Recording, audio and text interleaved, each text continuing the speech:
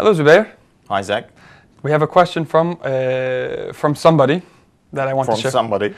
Yes, from somebody. Not necessarily somebody who's watching our videos regularly, but somebody with whom I'm in contact by email. So we have a question, and the question is, since God created men and women equal, with the same rights and responsibilities, why are women often treated arbitrarily? Okay. We won't be able to talk about all of this question. There's maybe 3 or 4 parts that we can go into. So we thought about making this a series.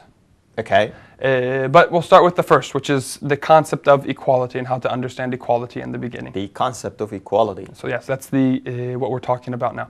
So equality. We are not equal. We're not equal? Tall one. Well, okay, so we're not equal, is what you say. Great. But the sentences, and this is something that's said by not just people who believe in God, God created people equally before him, but it's also something that's accepted in secular society. Men, women, in fact everybody is equal.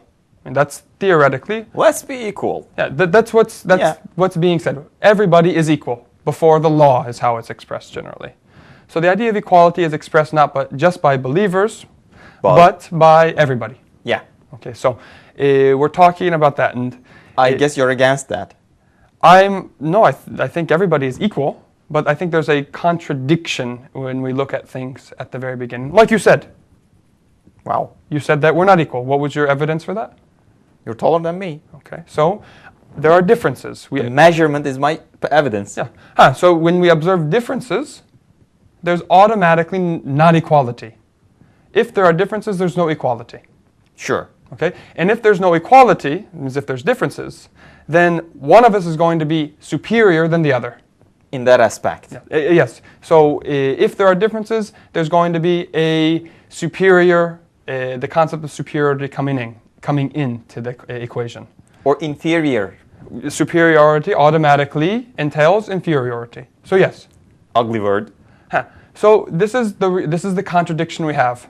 Because if we recognize our differences as real, then under no circumstance can we talk about equality to begin with, theoretically. Come again? If we recognize the differences between us as real, then there's no way we can talk about equality in the first place. Wow. Go ahead. So, but our conscience says, wait a second, we have to be equal. This is why everybody is saying this, not just believers, but all of humanity is saying that we have to be equal because one's conscience is objecting to this. Yeah. I mean, you object. I mean, if I say I'm better than you, I'm bigger than you, we're not equal, I'm superior than you. Yeah. The first class, second class doesn't make sense. You'll object to this. Sure, everyone. Everybody. Well, that's human. Yeah. To object. And we all accept that. I accept it. You accept it. I think everybody does. So what's wrong with us? So how do we get rid of this contradiction? Yeah. Shall we do it right now? Yeah, of course. That's the goal of this. Yeah, listening. So the paradigm by which we look at the world, that our differences are real. Maybe we need to start from there. Maybe our differences are not real, you're suggesting. That's maybe where we're going to have to get at. How do we get to that point? Well, when I look at myself, when you look at yourself, we all say, I didn't create myself. Well, sure. I look at you. I don't remember that. I didn't create myself. I can't create myself. I look around and, I mean...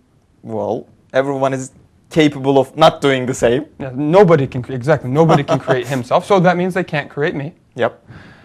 On top of that, the qualities, the attributes that you see in me, the beauty, the intelligence, or the negative qualities, whatever, all these qualities that you see... Everything, I didn't create. Everything that is attached to me is not created by me, yeah, sure. That means I don't own them. Yep. Oops. Well, they seem to be attached to me, but yeah, I don't own them, yeah.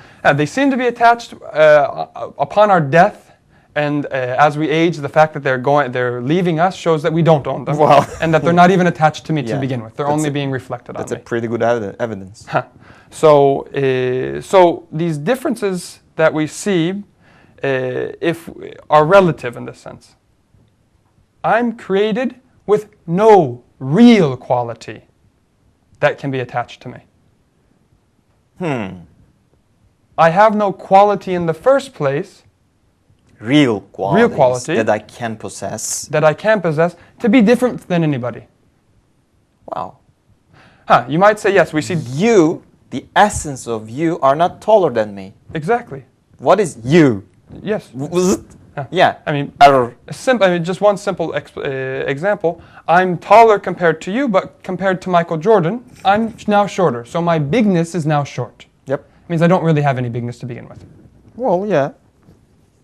So the differences that we see, I'm not denying that we don't see them. That looks into another aspect that we can talk about later. The practical side of it, yeah, whatever. Yes, exactly. But in reality, only belief in God as the absolute creator, which stems from me knowing myself as not having any quality in the first place, knowing my true position, is what's going to be able to allow me to talk about equality in the first place. Man, other than him, we are all equal. We're all equal as nothing. As zero. Yeah. All zeros are equal. Exactly. That's my theory. And so, let's say a secularist or an atheist actually has no right then to talk about No equality. platform, No platform. on which they could discuss equality. Except on the ideal level. It's only an ideal for them. Imaginary. Yes, it's an ideal, but it's not a reality. No right to talk about this. The only people who have the right So to they are faking it. we can see that in practical situations in this world through all the oppression that comes from people who scream equality to begin with. I mean, we don't need to go into that. I think our audience can see that through the wars in the world. But anyway, that's one side of it. But that means those who believe in the oneness of God, Tawheed, as they say. We are talking about the ones who believe in. Yeah, those who believe in the oneness of God, who accept Tawheed, in Islamic Quranic terminology, are the only person who have the right to even talk about equality in the first place, because they accept themselves as equally created and in the same category with all of that which is created. There is only one concept of equality, that is being created. Being created and not owning one's attributes even after being created. If you're talking about some other equalities, then you're not. No. And doesn't make sense. And this is why it's not just believers in God, but believers in the oneness of God. Polytheists also don't have the ability to talk about equality. Because it's specifically only those who accept the oneness of God. We just talk about one and the other zeros. Exactly. They have some halves. Yes. Exactly. Well, yeah. Yeah. They're created with real differences. That's wrong also. Half. I like that. So I think that's a good point. Well, yeah. We just made a big paradigm shift, man. So thank you very much. We hope to hear your comments and questions. We plan to continue this. So please send them to us. Thank you. See you next time.